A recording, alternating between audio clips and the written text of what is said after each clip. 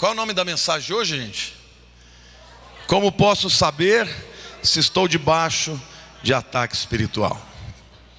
Eu quero começar contando um testemunho. Testemunho do que aconteceu com o meu cunhado, Ziza, irmão da Lília. Algumas pessoas o conhecem. O Ziza é um rapaz que estudou zootecnia nos Estados Unidos, adora o que faz, fazendeiro, desenvolve uma raça chamada Santa Gertrudes, e ele então está sempre envolvido aí nos leilões, em todo esse tipo de trabalho e de pessoas que criam essa raça. Há mais ou menos uns 45 dias atrás, era um sábado, à tarde, 5 horas da tarde, ele já tinha marcado um jantar com um casal de amigos, e ele assim, sem precisar fazer aquilo, decidiu que ele ia passar num curral onde estavam lá os touros puro sangue. E ele falou, vou lá para tratar daquele touro, não precisava fazer aquilo naquele dia. E ele foi dar uma vacina naquele touro, um touro de mais de 800 quilos. E numa fração de segundo, o touro se volta, vai para cima dele, dá uma cabeçada na sua coluna, o lança 2, 3 metros para frente, e o touro vem para cima dele e o pisoteia. Queridos, para vocês terem uma ideia, ele disse que ele orou a Deus assim: Senhor, se o Senhor vai me matar, me mata agora, porque a dor que eu estou sentindo é insuportável. Se não, me ajuda a chegar até a minha casa, porque se eu cair aqui, a minha mulher não me acha e eu vou morrer. E ele então consegue se arrastar, chegar até a sua casa. 1h40 depois a sua mulher chega. O telefone de fazenda, vocês sabem como é que é, sempre dá problema. Ele não conseguia achar o celular dele. 1h40 demorou para que ela chegasse. Para vocês terem uma ideia, até chegar a ambulância, ele ser levado para a cidade de São Carlos, a cidade mais próxima, demorou 5 horas. Ele entra na UTI, quando os médicos fazem um exame de imagem, descobrem que ele está morrendo, porque todos os órgãos dele estavam com hemorragia. Rim, baço, fígado, intestino, até pulmões e até o coração tinham hematoma. E o médico falou: se eu abrir agora, ele morre. Se eu não abrir, a chance dele morrer também é muito grande. Para encurtar a conversa, Deus fez um milagre extraordinário. Nesse processo de recuperação foi muito difícil. Várias vezes a gente achou que ele ia ir embora para o outro lado. Chegou a ser livre de um início de asepsemia, de uma infecção generalizada. E hoje ele já está em casa, fora de perigo. Deus fez uma obra linda na vida dele.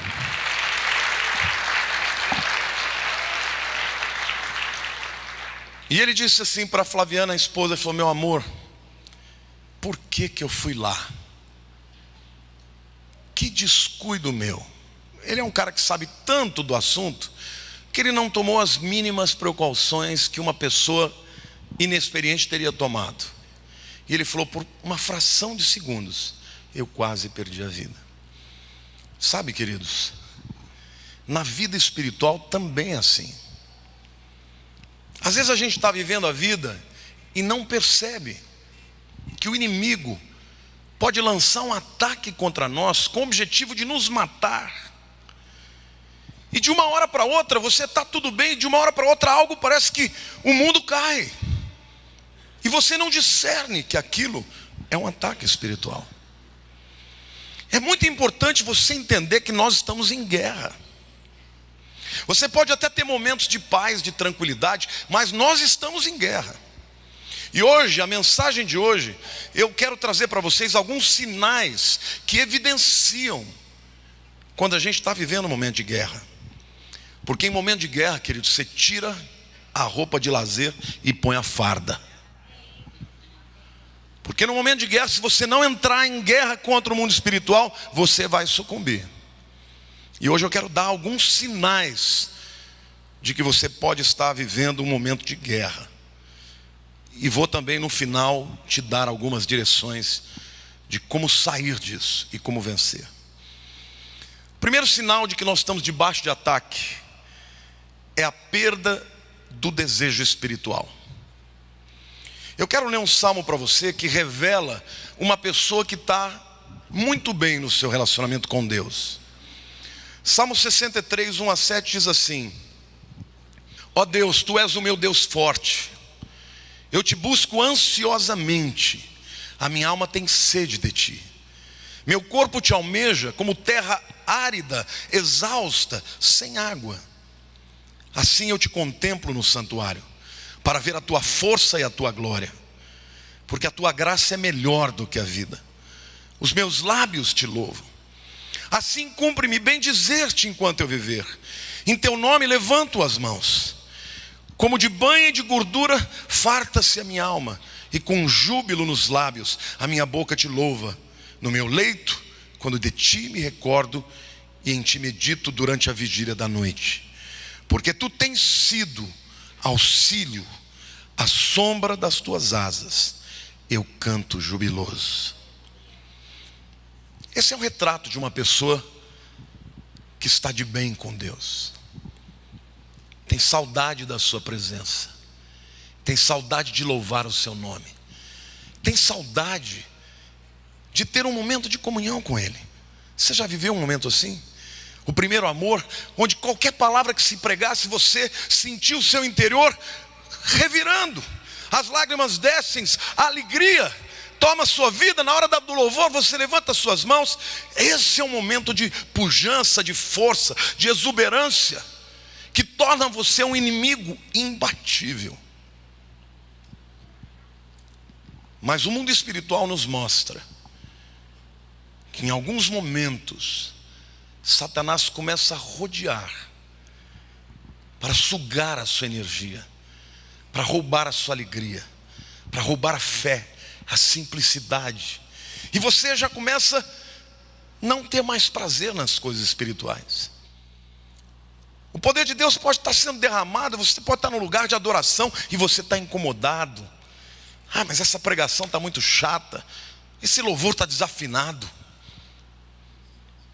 Isso é uma evidência, querido, de que você pode estar debaixo de ataque espiritual.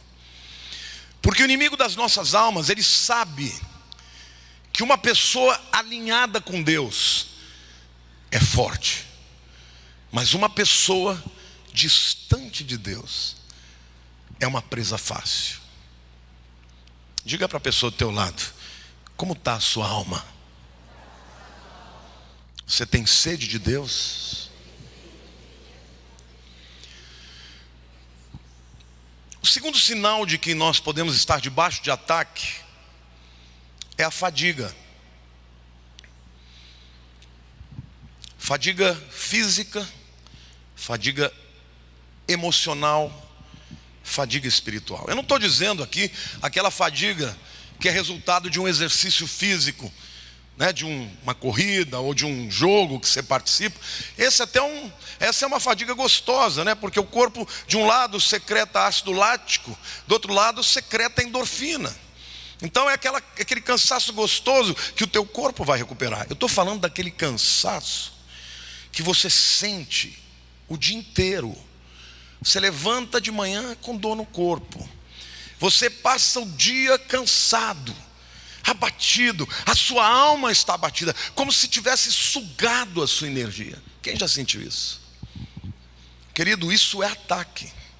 Você pode até ter explicações fisiológicas, né? Você pode até dizer: não, eu estou num processo de depressão. E é verdade. A depressão faz isso tudo, é um desbalanceamento dos neurotransmissores, aqueles hormônios que fazem as ligações, as sinapses do cérebro.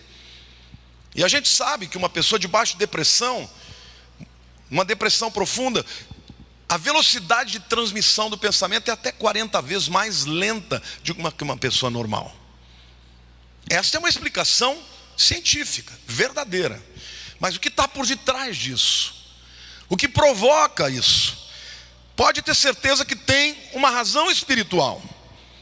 E você está debaixo dessa exaustão física, emocional e espiritual que faz com que você não tenha vontade de buscar a Deus. Isso é um sinal evidente de que você está debaixo de ataque. O ser humano é um ser tricotômico. Você é corpo, você é alma e você é espírito. E portanto, para que você esteja em plenitude de vida, você precisa estar bem nestas três áreas. Não adianta só tratar de uma ou de duas, tem que tratar das três. Uma pessoa, para ser sã, tem que estar bem no corpo, bem na alma e bem no espírito. Até os grandes homens, as grandes mulheres, podem passar por esse tipo de ataque. Vocês conhecem a história de Elias, que enfrentou os profetas de Baal e de Azera, 850 falsos profetas, num grande desafio em qual Deus era o verdadeiro, o Deus de Israel ou os Baalins. E depois de um dia inteiro de provocações, de buscas, os falsos profetas dilacerando o seu corpo, fazendo gritarias, Elias só olhando.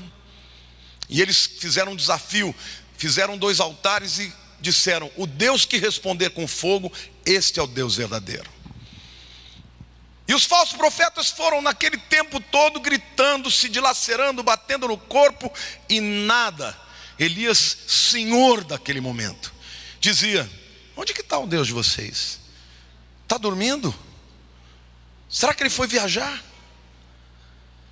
E eles aumentavam os gritos, e nada. E de repente Elias levanta os olhos para o céu e diz: Senhor, manda fogo agora e queima este altar. E o Senhor mandou fogo do céu e queimou aquele altar com tudo, irmãos. Queimou o sacrifício, queimou o altar, até a água que ele pôs em volta queimou, evaporou. E Elias então sai dali e sozinho com uma espada mata os 850 profetas. Aí em seguida, a Bíblia diz que Jezabel, a princesa, a rainha esposa de Acabe, lá em 1 Reis 19, 1-4, vejam o que aconteceu. Acabe fez saber a Jezabel tudo quanto Elias havia feito, e como matara todos os profetas à espada. Então Jezabel mandou um mensageiro ali a dizer-lhe: façam-me os deuses como lhes aprouver, se amanhã essas horas não fizer eu a tua vida, como fizeste a cada um deles. Temendo, pois, Elias levantou-se, e para salvar sua vida se foi, e chegou a Berseba, que pertence a Judá, e ali deixou o seu moço.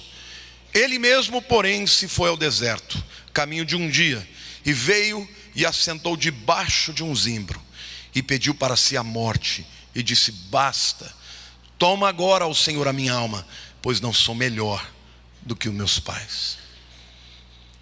Depois daquela grande batalha, Elias estava fragilizado, cansado fisicamente, cansado emocionalmente, e é nessa hora que veio a afronta de Jezabel.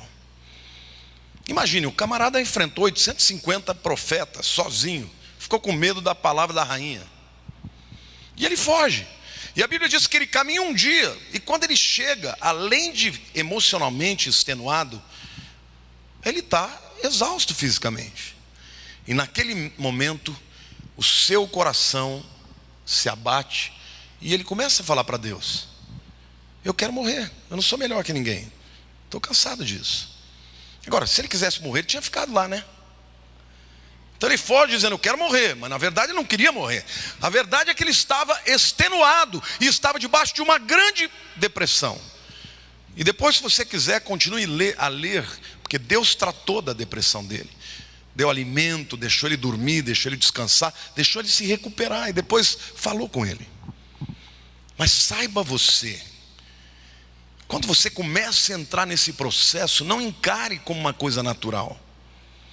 Porque hoje, gente, Todo mundo se sente psiquiatra, né? Todo mundo fala, depressão, toma remédio.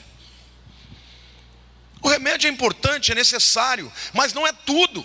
Até os psiquiatras dizem que se a pessoa, o paciente não quiser sair daquela, ele não vai sair. Então eu quero dizer para você, o mesmo espírito que quer te levar a uma depressão profunda é aquele que quer te matar, mas Deus quer te dar vitória, e você vai sair dessa em nome de Jesus, porque Deus quer te levantar como um guerreiro, para pisar na cabeça do inimigo, amém? Terceiro sinal de que estamos em guerra, ou estamos debaixo de ataque, é a falta de recursos. É claro que nós sabemos que o Brasil está em recessão, é óbvio. Não precisa ser um economista para perceber as consequências das más administrações, do roubo, dos desmandos. Mas deixa eu lhe dizer algo muito importante.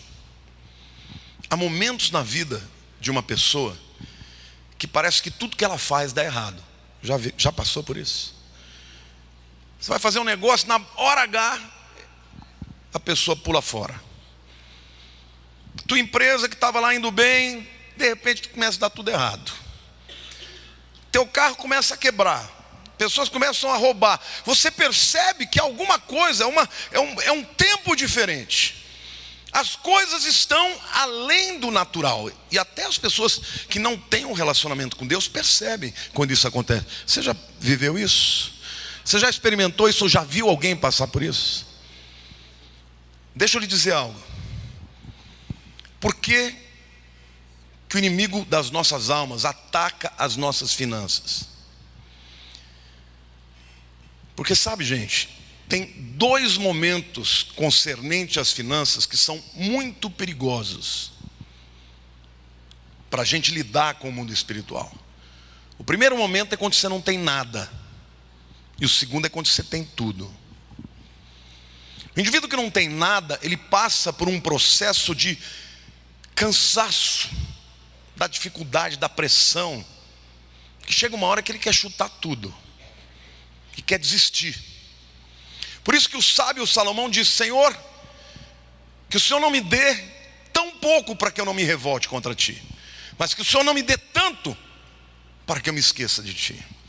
E o segundo momento de perigo é quando você tem tudo, porque o indivíduo que tem tudo, ele passa a acreditar que o dinheiro é a sua segurança. E estas pessoas muitas vezes têm a sua vida destruída e solapada em outras áreas. Tem dinheiro, mas o inimigo vem e rouba, destrói a família, separa o marido, a mulher. Então o encanto, o anelo deste mundo também pode ser muito perigoso. Quando Jesus estava no deserto e foi tentado por Lúcifer, em Mateus 4, 8 e 9, a Bíblia diz assim: levou ainda o diabo a um monte muito alto, mostrou-lhe todos os reinos do mundo e a glória deles, e lhes disse: tudo isto te darei, se prostrado me adorares. Jesus provou as duas realidades. Provou o momento de não ter nada, estava jejuando no deserto, e o inimigo diz: se você é o Filho de Deus, transforma as pedras em pães. Então no momento que você não tem nada, você é tentado a ouvir a sugestão do inimigo. Quando Satanás percebeu que não deu certo, ele levou Jesus num lugar alto e mostrou os reinos deste mundo. Falou: agora, já que você conseguiu me vencer quando não tinha nada, eu quero te oferecer tudo. Na primeira vez Jesus disse: está escrito, porque nem só de pão viverá um homem, mas de toda a palavra que procede da boca de Deus. E eu quero te dizer, querido, que não é o dinheiro que vai lhe dar uma vida bem sucedida. O dinheiro é parte dele, mas você precisa entender que o que vai te dar vitória é um relacionamento com Deus. Agora, o outro lado nos ensina de que nem toda boa oferta vem de Deus. Às vezes aquele negócio lucrativo, porém escuso, é uma cilada na tua vida. Olhe para a pessoa do teu lado e diga assim: dinheiro demais, ilícito, ou dinheiro de menos, pode ser um sinal do ataque espiritual sobre a sua vida. Como é que a gente lida com isso? Crendo na promessa da palavra. Olha o que diz Salmo 37, versículo 25. Fui moço, agora sou velho, porém jamais vi o justo desamparado, nem a sua descendência mendigar o pão.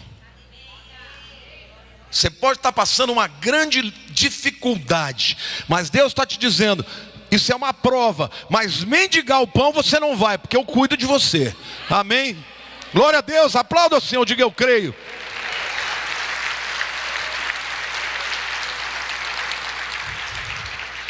E Josué capítulo 1, versículo 8, nos dá uma promessa que é muito simples de entender, mas muito difícil de cumprir. Mas quem se dispõe a cumprir, vai prosperar.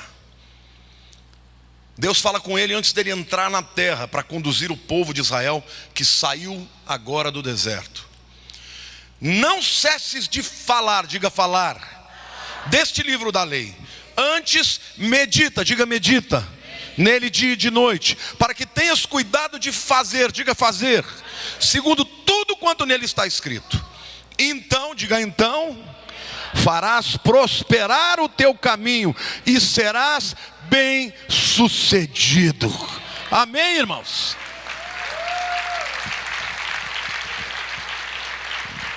Não interessa a circunstância do Brasil, porque Deus, quando põe a mão sobre a vida de alguém, quando o favor de Deus vem sobre essa vida, o favor de Deus, querido, vale mais do que 1000 dias de trabalho. E Deus quer que você entenda esse princípio. Primeiro, falar a palavra. Nós somos muito bons para declarar a maldição na nossa nação, na nossa vida, no nosso negócio. Os próprios crentes dizem, eu vou quebrar, desse jeito não vai dar certo. Com esse governo que está aí, agora não tem jeito, querido. Não é isso que Deus te chamou para fazer. Isso qualquer ímpio pode falar. O que você vai dizer, Senhor, o Brasil está passando por momentos difíceis, mas eu sou teu filho, eu vou prosperar, porque a tua palavra é a verdade na minha vida. Amém? Olhe para a pessoa ao teu lado e diga, fale a palavra, medite nela e obedeça a ela. E Deus fala, então prosperará nos seus caminhos, e em tudo serás bem sucedido. Amém?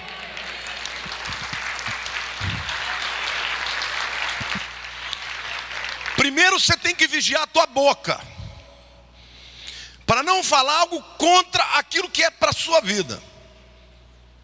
Você tem um filho que é problema, não fica dizendo, esse moleque é um problema. Diga, você é um abençoado. Você está hoje vivendo um momento difícil, mas Deus vai mudar a tua vida. Declare coisas boas para ele, não diga coisa ruim não. Já basta o mundo para nos diminuir, para nos criticar. Você vai olhar para o teu filho, você não sabe ainda, mas você está separado. Você vai ser uma bênção. Deus tem um propósito para a tua vida, e declare e profetize isso sobre ele. Amém? Guarda a sua boca, depois guarda a sua mente, medita na palavra. Não fique engendrando coisas ruins, não. E por último, o mais difícil, obedeça o que você leu. Querido, na vida, sucesso é sempre resultado de trabalho. Você pega um atleta que é medalha olímpica, pergunta para ele como é que ele chegou lá. Você pega um instrumentista que é virtuoso, pergunta para ele quantas horas ele estudou a vida inteira para chegar lá. Você quer ser bem sucedido? Você vai ter que praticar a obediência à palavra de Deus. Vai dar trabalho, às vezes você não vai querer, às vezes você vai gemer, às vezes você fala, ai Deus, eu não quero fazer, mas eu faço. E aí você vai prosperar. Diga para a pessoa ao teu lado, falar, meditar e obedecer. Diga então, prosperarás os teus caminhos, e em tudo serás bem sucedido. Você pode aplaudir o Senhor e dizer, eu creio.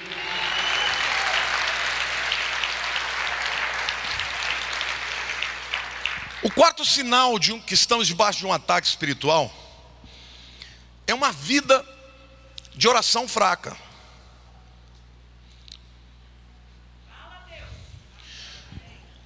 Sabe, meu querido, não existe dom de oração. Pastor, eu não gosto de orar porque eu não tenho dom de oração. Ninguém tem dom de oração. Pastor, eu não gosto de orar porque não é meu chamado. Não, ninguém é chamado para oração. Oração é uma arma. Você vai para a batalha e dizer, não, a batalha está ferrada, mas eu vou sem arma. Vou lá, fazer número. Querido, se você não der tiro no inimigo, ele vai te matar. A oração é arma, é arma de guerra. Quando você está debaixo de guerra, querido, você pode saber, você vai ter que dobrar o teu joelho. Você vai ter que entrar naquele quarto escuro, naquele lugar sozinho, e vai ter que derramar a tua vida diante de Deus, e vai dizer, Deus, eu estou em guerra. Eu luto pelo teu chamado. A minha vida, a minha família, a minha empresa é tua. Então, Deus, eu estou em guerra. Amém, irmãos? Quando Jesus falou sobre a igreja, quando Pedro fez a declaração de que Jesus era o Cristo, Jesus falou, Pedro, tu és pedra. E no original é, tu és lasca da grande rocha. E sobre esta declaração eu declaro, eu levantarei, eu erguerei a minha igreja, e as portas do inferno não prevalecerão contra ela. Amém, irmãos? Agora é interessante porque a Bíblia não diz que as portas da sua casa, não diz as portas da tua empresa, porque os crentes muitas vezes eles estão nessa postura defensiva. O demônio está fazendo, ele está operando, eu vou lá para minha casa e tranca a porta, quem sabe ele não entra. Não, a igreja está avançando. As portas do inferno, nós vamos na boca do inferno para tirar as pessoas que estão lá, os nossos parentes, os nossos amados, os nossos queridos, aqueles que estão fazendo negócio conosco. As portas do inferno não prevalecerão contra a minha igreja. Você está em guerra, meu lindo. Então trate de levar sua arma. Tua arma é a palavra de Deus e a oração. Uma é a arma, a outra é a bala. E quando o inimigo vier, você solta a bala contra ele. Amém? Quando Jesus estava no Getsemane, e ele estava travando a grande batalha da sua vida, porque o chamado dele era morrer pelos pecadores. E naquele momento ele chama os seus 3 discípulos mais próximos, Pedro, Tiago e João. Ele diz, olha, vocês fiquem orando aqui comigo. E lá em Mateus 26, versos 40 e 41, o texto diz assim: e voltando para os discípulos, achou-os dormindo, e disse a Pedro, então nem uma hora pudestes vós vigiar comigo? Vigiai e orai, para que não entreis em tentação. O espírito, na verdade, está pronto, mas a carne é fraca. Se você é aquela pessoa que vai orar, dá sono. Pastor, vou orar, dá um sono. Aí liga a televisão, acorda. É espiritual. É espiritual. Quando você tiver sono, vai lá no banheiro, lava a sua cara e fala, eu vou guerrear. Se não consegue orar baixinho, levanta. Se não consegue orar baixinho, começa a orar alto. Mas não deixe de usar essa guerra. Se o inimigo vier te acusar, porque ele é ótimo, ele conhece todas as nossas fraquezas, e vier apresentar a tua fraqueza para você não sentir que você não tem autoridade contra ele, seu crentezinho, quem é você? Vai lavar a sua roupa aí, meu filho, antes de ficar vindo falar comigo aqui, vira para ele e fala, que bom que você me lembrou, porque agora eu vou orar, agora eu vou confessar meus pecados e vou contra você, em nome de Jesus, amém? Aplauda o Senhor, diga aleluia!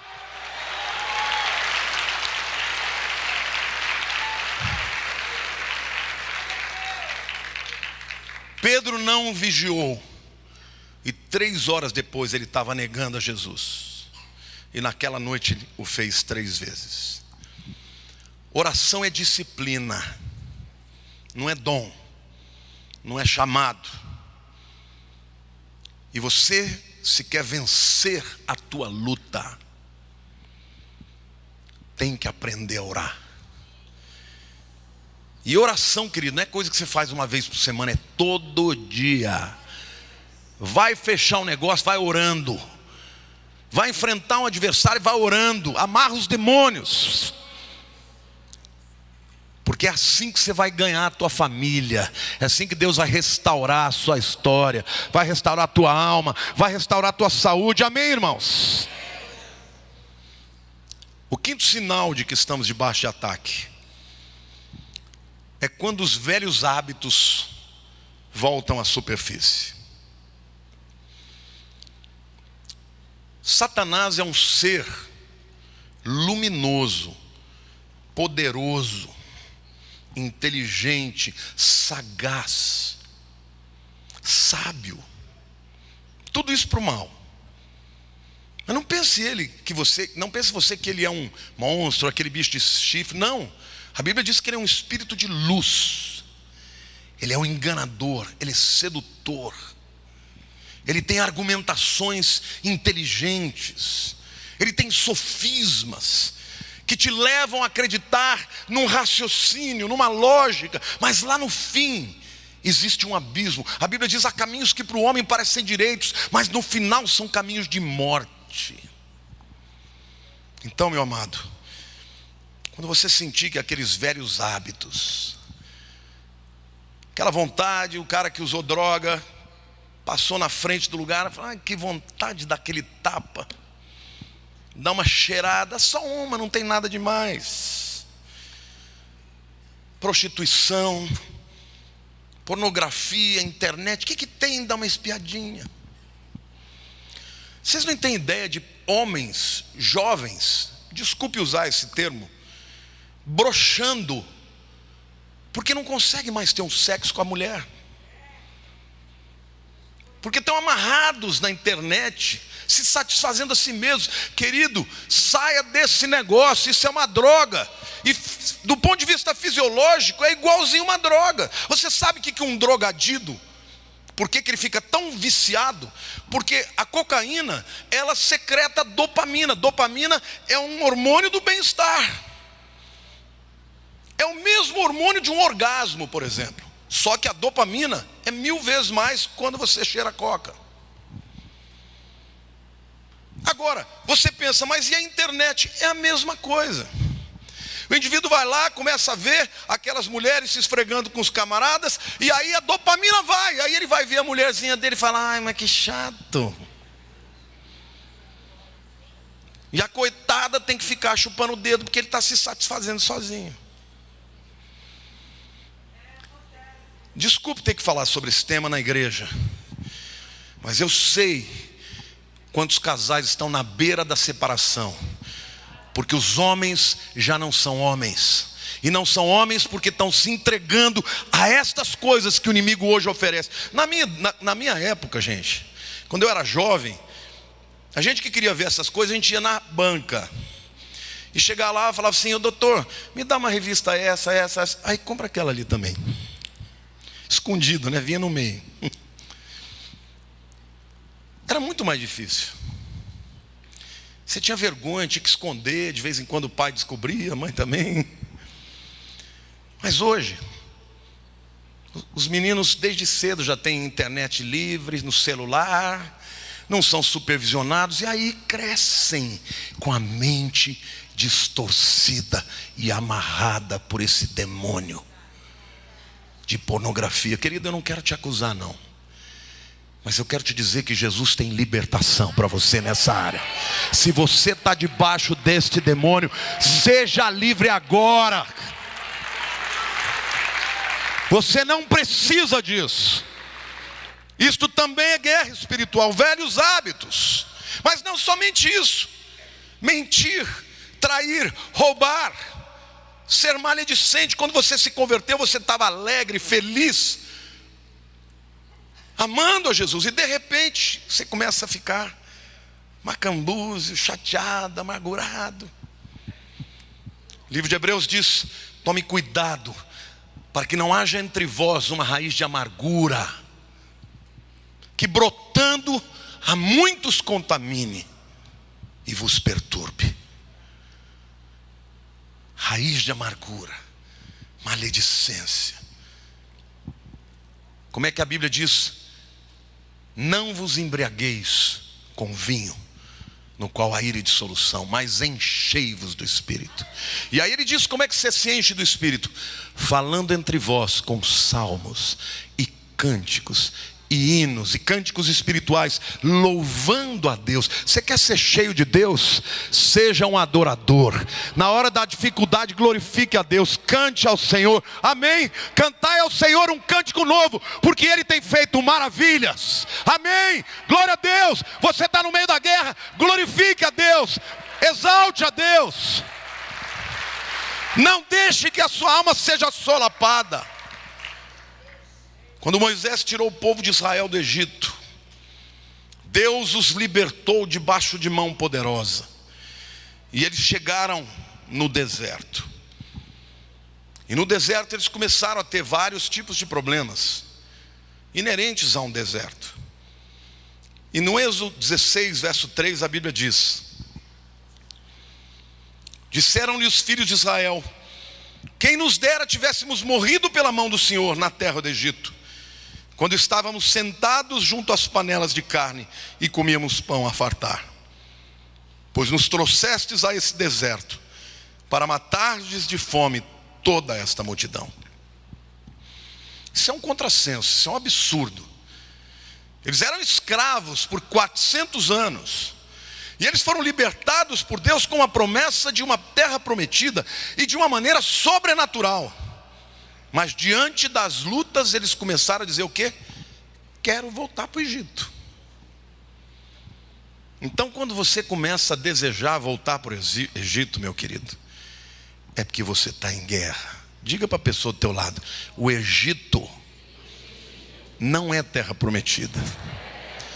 Diga para o teu irmão: quando você sentir vontade de voltar para lá, diga assim: peça a Deus que a vontade passa, porque lá não é um bom lugar. O sexto sinal de que a gente está debaixo de ataque é o afastamento dos bons relacionamentos. Você já viu alguma vez nesses Discovery Channel, esses canais de bicho, quando os leões atacam os búfalos? Uma leoa pesa entre 120 a 150 quilos. Um leão macho dos grandes pesa 250 quilos. Os búfalos vão de 700 quilos as fêmeas a mais de 1.000 quilos os machos. E os búfalos são mais numerosos. Como é que os leões conseguem abater um búfalo? Simples. Eles lançam um ataque, e quando esse ataque acontece, os búfalos ficam apavorados e cada um corre para um lado. E quando eles se dispersam, eles veem qual é o animal mais velho, qual é o ferido, e eles abatem. Quando o búfalo, ao contrário, se junta e deixa os fracos no meio e se volta pelos leões, eles fogem. Quando a Bíblia diz que Satanás é como um leão que anda ao derredor buscando a quem possa tragar, ela está usando essa figura, porque a técnica dele de ataque é dividir para conquistar. Então quando você ama uma pessoa, tem um irmão querido, e por alguma razão você começa a se afastar deste irmão que é uma bênção na tua vida, o que o inimigo na verdade está fazendo é te tornar mais vulnerável para o ataque. Melhor serem dois do que um. Você precisa de um companheiro de oração. Você precisa de gente que ore com você. Você precisa de gente em quem você confie. E na hora do vamos ver, na hora da luta, na hora da dificuldade, você tenha coragem de abrir o coração, porque aquela pessoa te ama, e aquela pessoa diz assim: você não vai lutar sozinho, eu estou com você. Amém? É isso que a igreja precisa.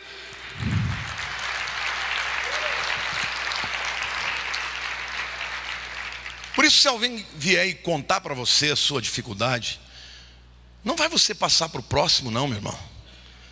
Deus não te chamou para contar o podre de ninguém. Deus te chamou para encobrir o podre.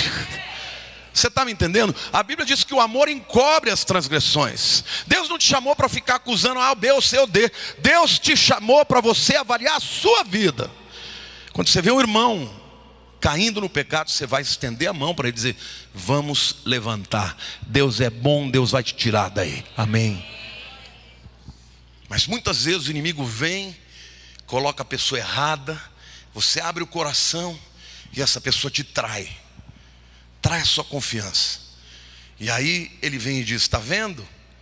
Não confie mais não, essa igreja aí é tudo gente que não vale nada, vai embora, isso aqui não é lugar para você não. E aí você se torna vulnerável aos seus ataques. Eu quero terminar falando de algumas sugestões muito importantes para você vencer esse tempo de guerra. Porque passa, viu, querido?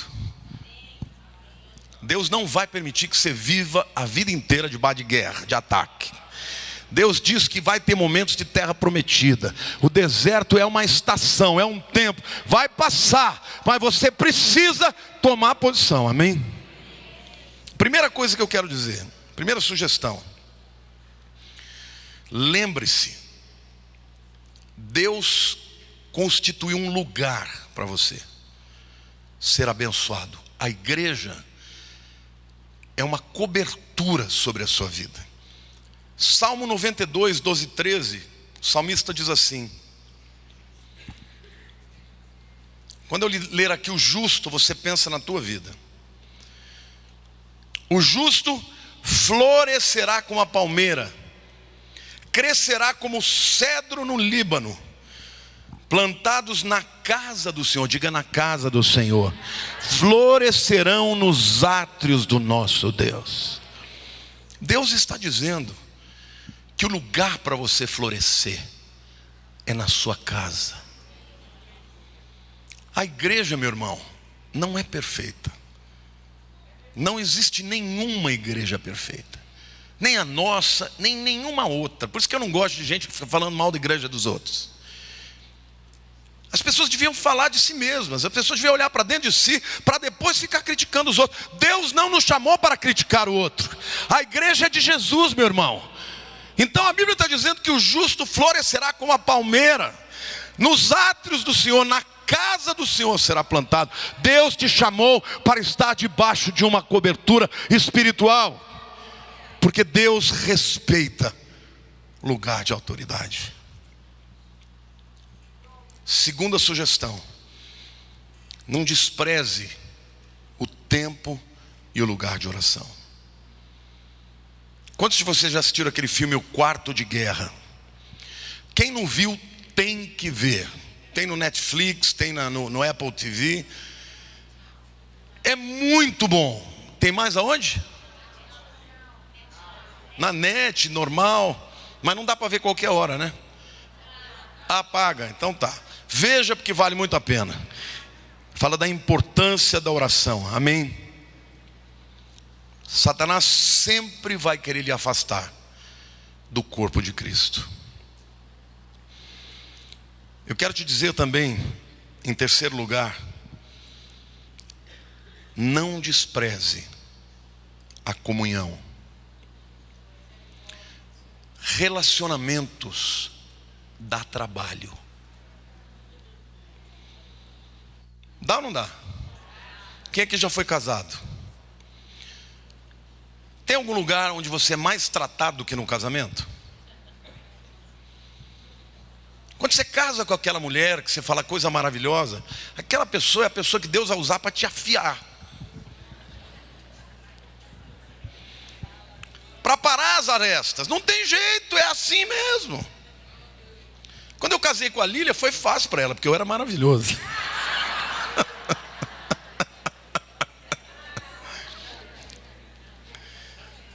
Mas a gente se afiou tanto, hoje a gente se encaixa tanto. A gente não briga nunca, irmãos, mas já briga muito. Mas graças a Deus que a gente perseverou no Senhor. Mas o seu amigo também, assim, a Bíblia diz: como ferro com o ferro se afia, assim é o amigo com o seu companheiro. Não abra mão de um relacionamento que você demorou a vida inteira para construir por causa de miquinha. As pessoas quebram o relacionamento. Vira a cara, não quero mais saber de você, tchau. Querido, se você quiser um amigo perfeito, esquece. só na outra vida. Nós temos expectativas e a gente muitas vezes tem expectativas que são frustradas, porque a outra pessoa é um ser humano, mas invista nos relacionamentos, porque Deus usa as pessoas para nos levantar. Eclesiastes 4, 9 e 10 diz assim: melhor é serem dois do que um, porque tem melhor paga do seu trabalho, porque se caírem, um levanta o companheiro. Ai, porém, do que estiver só, pois caindo não haverá quem o levante. Quando você tem pessoas que você ama e com quem você tem aliança, na hora da sua queda, essa pessoa vai ser a primeira a estender a tua mão. A maioria das pessoas aí vão rir da sua queda, mas o teu amigo verdadeiro vai chorar com você e vai te falar: vem cá, sozinho você não está.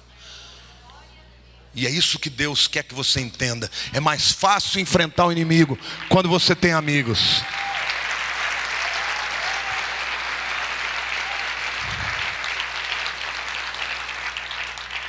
E a última verdade que eu quero dizer para vocês: não se separe da sua cobertura espiritual. Hebreus 13, 17, a Bíblia diz assim: obedecei aos vossos guias e sede submisso para com eles, pois velam por vossa alma como quem deve prestar contas, para que façam isso com alegria e não gemendo, porque isso não aproveita a vós outros. Sabe, gente, tem ovelha que faz pastor gemer. Tem ovelha que o pastor olha e fala E tem ovelha que o pastor olha e fica alegre que está chegando. A obediência é honra. É honra. Você tem pai e mãe. Eu quero dizer, se você tem pai e mãe, os seus pais vão ser para o resto da vida a autoridade sobre você. Você pode casar, você pode se tornar independente. Eles podem até ser dependentes de você, porque os pais acabam depois, sendo cuidados pelos filhos. Mas pai é pai, mãe é mãe. Quando você olhar para o seu pai e sua mãe, olha para cima. Porque quem age assim e dá honra aos pais, o dia que for pai vai receber a honra dos filhos. Honre os seus líderes espirituais. Trate-os como seres humanos que são. Ninguém é perfeito.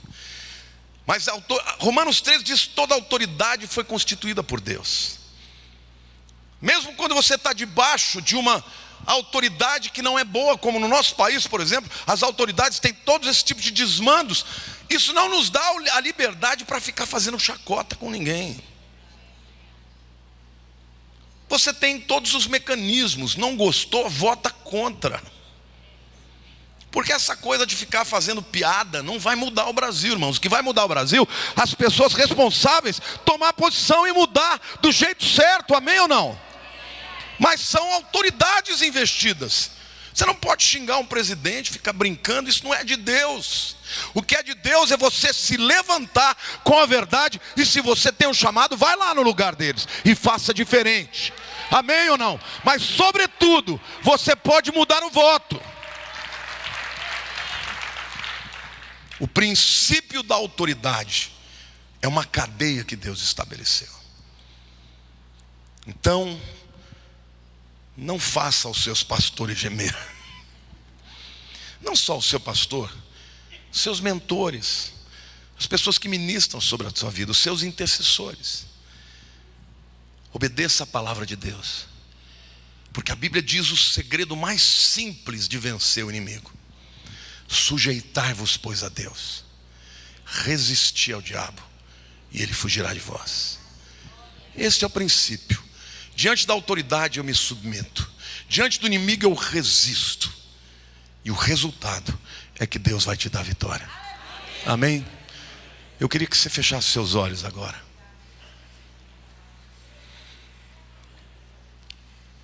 Eu não sei quantos de vocês aqui hoje sentem que estão vivendo um momento de guerra, um momento de ataque.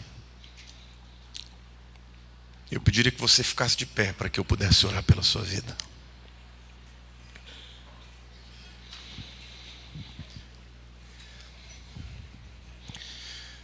Põe a mão sobre o seu coração. Faça essa oração comigo. Diga: Senhor Deus, hoje eu aprendi que há momentos de ataque. E eu quero te dizer, Senhor, que eu me sinto assim. Mas eu entrego a minha vida, meu coração, meus sentimentos, minha razão ao Senhor. Ajuda-me a me submeter à tua vontade, a te buscar nos momentos mais difíceis, porque a tua promessa diz que quando eu confesso a tua palavra, quando eu medito sobre ela e quando eu obedeço, o Senhor fará prosperar os meus caminhos e me fará bem-sucedido. Que a minha vida seja um exemplo de vitorioso, que é aquele que te segue e que crê em ti. Em nome de Jesus, eu me arrependo de todas as atitudes diferentes da tua palavra. Ajuda-me, Senhor, a andar na tua vontade, para a honra e glória do teu nome. Em nome de Jesus.